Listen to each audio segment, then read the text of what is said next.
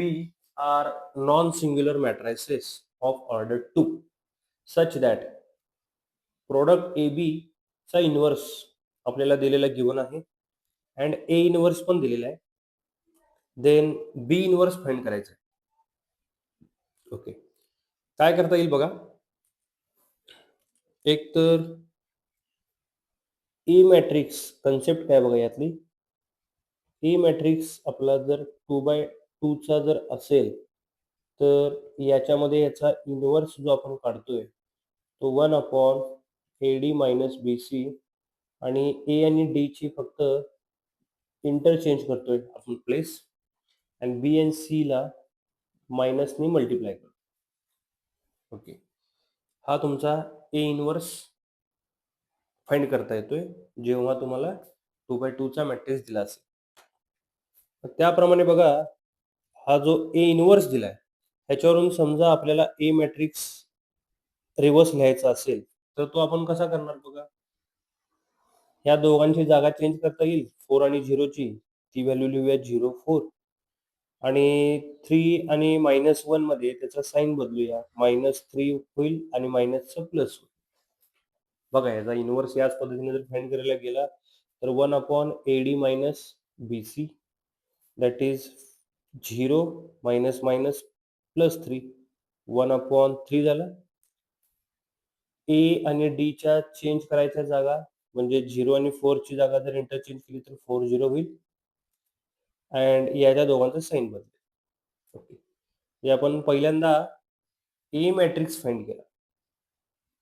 ठीक आहे, अनेक प्रॉपर्टी तुम्हाला इथे काय लागेल बघा की जेव्हा आपण ए बी चा इन्व्हर्स लिहितोय त्यावेळी आपण बी इन्व्हर्स इंटू ए इन्व्हर्स असं लिहितो. बघा, म्हणजे हे जे ए बी इन्व्हर्स दिलेलं आहे ते काय दिले बघा, B inverse into A inverse is equal to 1/6 minus 7 two -3 plus 3. आता आपल्याला फाइंड आउट जे करायचं आहे ते बी इन्व्हर्स फाइंड आउट करायचं.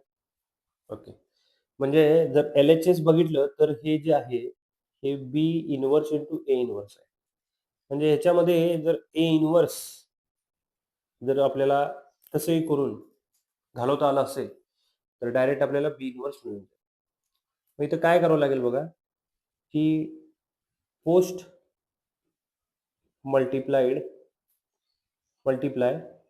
Bye A matrix. बरोबर आहे का बघा. पोस्ट म्हणजे नंतर करतो ना, प्री म्हणजे अगोदर सुरुवातीला करतो. काय होईल ना की B inverse into A inverse into A is equal to 1/6 minus 7 two -3 3 into A झाला. आता आपल्याला माहिती आहे की या दोघांचे प्रोडक्ट जर घेतलं आपण ए इन्व्हर्स इंटू ए, हा आय येतोय आणि आय ने मल्टिप्लाय बी इन्व्हर्सला केलं तर ते बी इन्व्हर्स होईल. हेच आपलं रिक्वायर्ड आन्सर येणार आहे आता. ओके, RHS मध्ये बघा 1/6 minus 7 two -3 3 into A matrix आता आपण शोधून काढला होता पहिलाच, त्याला पुट करूया 0 1 -3 4. ओके, आता परत पुन्हा दोन मॅट्रिक्सचा प्रोडक्ट करायचा आहे. 1/6 बघा, first row first column -7 into 0 0 -3 into 1 -3 -7. आता फर्स्ट रोला मल्टिप्लाय केला तर सेकंड रोला मल्टिप्लाय करा. -3 into -7 plus 21 -3 into 4 -12. Second row ने मल्टिप्लाय करायचा 2 आणि 3 ने मल्टिप्लाय करायचा आता 2 इंटू 0 0 3 इंटू 1 3 2 इंटू -3 -6 3 इंटू 4 12 झाले. Okay, B inverse is equal to 1/6 -3 3 9 6.